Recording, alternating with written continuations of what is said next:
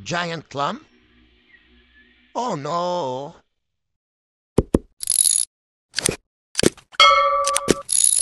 Tara na guys, sa City Picados, ito po ang snorkeling spot dito sa bayan ng Coron. Nakakatuwa lang dahil hindi na sila takot sa mga tao dito. Ayan po, swimming, swimming. Hello mga fishy, fishy. Sana all may kinakain.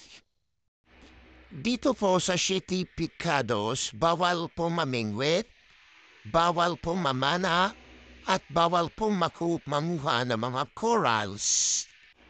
But may palaha. Para sa kaalaman ng lahat, noong 2024, ang City Picados ay nagkaroon ng Blue Park Award na isinagawa ng Marine Conservation Institute. Habang sa aking pagsisid, ay napansin ko itong kakaiba at ito'y tinatawag na giant clam. Pasensya po, di natin pwedeng kulin to at ito'y pinagbabawal ng batas.